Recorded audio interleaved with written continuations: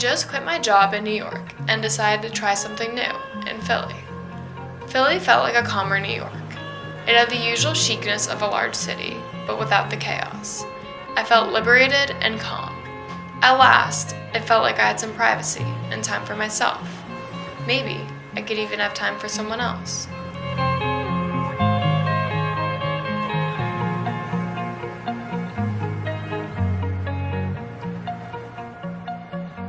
Living alone has never really been an issue for me, due to the fact that I've lived alone basically my whole life, or at least it felt like it. I've never been the center of attention. I've never really had any close friends my entire life. I think it's this isolation that has fed my passion for architecture.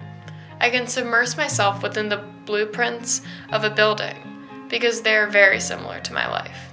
Just a bunch of straight lines in a 2D plane that can only be understood by a special few. Luckily, one of them is myself. So this is when he comes into the picture. I first saw him on my way to my job interview. He had a soft complexion, white skin, and a strong build. He didn't seem to quite fit. His European descent was easily spotted. French, I believe, perhaps a little Scottish. I could tell right away that he wasn't from around here. His age, I couldn't really tell. I knew that he was well taken care of. He had aged very well. I was late to my interview, so I couldn't really stop to chat.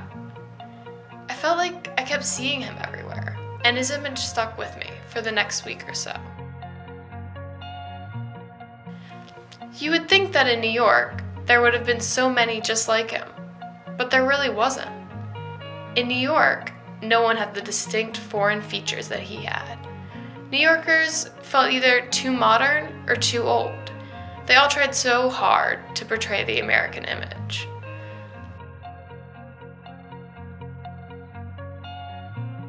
I was so desperate to know more about him. Not just about the outside, but I wanted to see what lived within. Hello, and welcome to Philadelphia's #1 radio station. Our fun fact of the day is that City Hall was supposed to be the tallest building in the world. However, the Eiffel Tower and Washington Monument were completed before.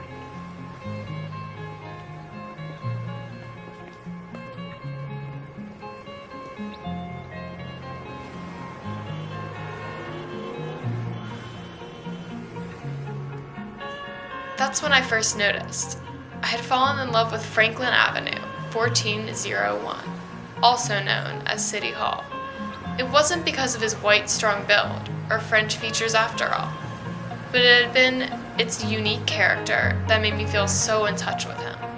He was different from anything around him, just like I was. His creators gave up on him even before he was completed. He never got to be the tallest building in the world, and he was outdated before he was even finished, but he was still perfect to me.